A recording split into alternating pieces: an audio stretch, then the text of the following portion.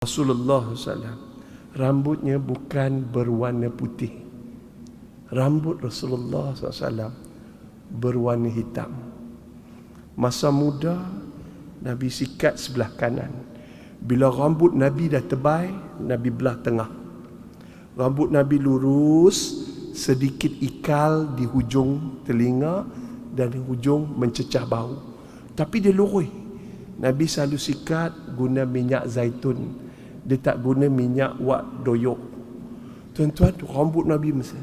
Ini satu sunnah. Kalau sayang cara Nabi, ikutlah rambut Nabi. Ada orang minat Leonardo DiCaprio dalam filem Titanic, dia buat rambut macam tu, GQ punya style apa semua. Ada orang minat sama. Macam-macam dia tirulah hati-hati sebenarnya. Tapi tirulah rambut macam Rasulullah. Sikat tengah. Ni muslimat balik bang. Sikat rambut belah tengah bang. Dah rupa terencat akal. Bau minyak penuh pula tu. Gigi pula jongang. Lebih tak. Kalau sesuai ikut, tak sesuai jangan. Rambut orang Melayu nipis, rambut orang Arab tebal. Balik tuan-tuan, Rasulullah rambutnya. Ketika Rasulullah SAW wafat, Sayyidina Ali kira di kepala Rasulullah rambut Sayyidina Ali kira. Kan saya dah kata tadi, Nabi meninggal hari Isnin, Nabi ke bumi hari Rabu.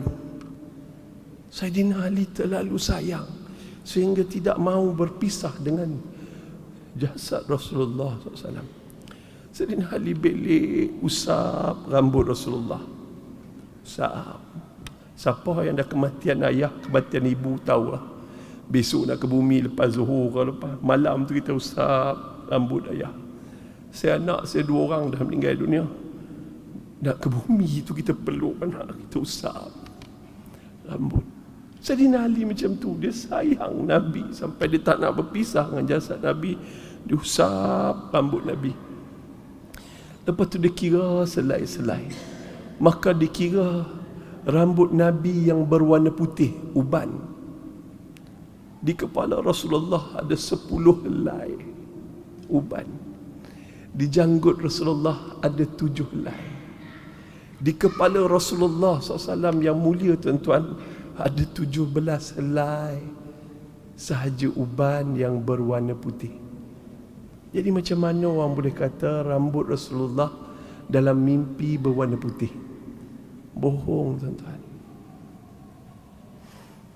Ustaz, Nabi tak, syaitan tak boleh? Tak, yang mimpi tu syaitan. Malam tu dia tengok layan CD Lord of the Ring, Gandalf. Malam tu dia tertidur depan TV, lepas tu dia mimpi. Dia mimpi Gandalf. Saya tanya dia, perut dia buncit tak buncit? Kalau pegang loceng, jingling bell tu Santa Claus. Tuan-tuan, rambut Rasulullah berwarna hitam. Tengok dahi Rasulullah. Dahi Rasulullah tidak jendul, tapi luas.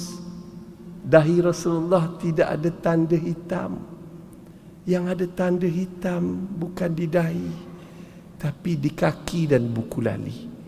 Kerana terlalu lama berdiri solat malam, qiyamul lail. Rasulullah SAW qiyamul lail tuan-tuan, bangun malam tahajud 2 rakaat. Satu hari Sayyidina Umar berpakat dengan Huzaifah Al-Yamani. Kau cuba tengok cara Nabi solat malam macam mana. Dia pun berpakat jumpa Rasulullah, nak ikut pada rakaat pertama. Nabi dia solat baca surah pendek-pendek je. Rakaat pertama Nabi tahajud. Selepas Al-Fatihah, Nabi membaca surah yang paling pendek, iaitu surah Al-Baqarah sampai habis. Lepas tu Nabi sambung lagi sikit, yang pendek lagi, iaitu surah Ali Imran. Ingatkan lepas Ali Imran Nabi rukuk, Nabi tak rukuk, Nabi sambung sikit lagi, surah An-Nisa, 600 lebih ayat. Tuan-tuan, rakaat kedua lepas tu baru Nabi rukuk. Masa Huzaifah Al-Yamani bercerita pada Sayyidina Umar excited, aku boleh buat. Tapi tengah-tengah Sayyidina Umar, Lepas tu Sayyidina Umar tanya juga, rakaat kedua Nabi baca apa?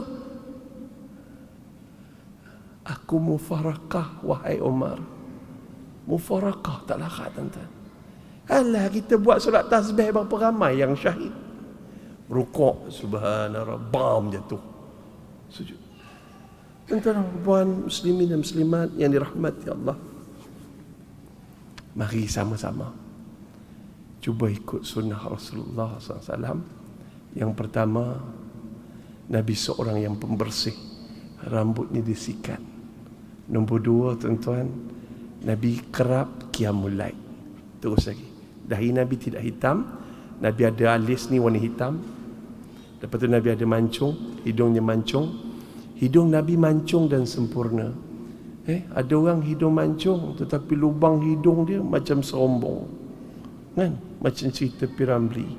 Walaupun wajahmu tidak aku kenali, tetapi lubang hidung tetap menjadi pujaan hatiku. Tak. Tapi hidung Nabi mancung, tetapi lubang hidungnya tidak besar. Nabi menyimpan kumis. Kadang-kadang Nabi mencukur kumisnya. Nabi mempunyai kulit putih kemerah-merahan. Nabi mempunyai bibir yang merah. Kenapa bibir Rasulullah SAW merah, tuan-tuan? Sebab Nabi tak isap rokok. Kenapa bibir suami kita hitam, pekat, sama hitam dengan tayar motor dia? Kalau jatuh sebelah, motor tak tahu mana satu bibir, mana satu tayar. Sebab terlalu banyak isap rokok. Berhentilah. Di mulut Nabi, tuan-tuan, sifat pertama Nabi. Di mulut Nabi, sifat pertama Nabi dan sunnah. Ramai hari ini orang memisahkan sifat Nabi dengan sunnah Nabi. Sebenarnya, tuan-tuan, sifat dan sunnah Nabi ini dia bergabung. Bergabung. Tak boleh pisah. Natijah kita memakai serban, pakai jubah, pakai janggut, ikut sunnah, natijah dia mesti sidik, benar. Di lidah Nabi hanya keluar perkataan-perkataan yang benar. Tindakan Nabi, tindakan yang benar. Bibir Nabi, lidah Nabi hanya berucap benda-benda yang benar. Sidik. Mulai hari ini, jom terpujuk hati kita bercakap benda yang benar. Lidah. Nah, gigi Nabi penuh, cuma gugur dalam syahid yang tanggal dalam peperangan Uhud 2 batang. Tapi tak tahu, ulama selisih pendapat. Ada kata gigi sebelum garham. Kalau gigi depan mencacatkan sifat kesempurnaan Nabi. Jadi ulama setuju satu gigi atas, satu gigi bawah. Wallahu a'lam. Dah. Terus lagi, Nabi menyimpan janggut.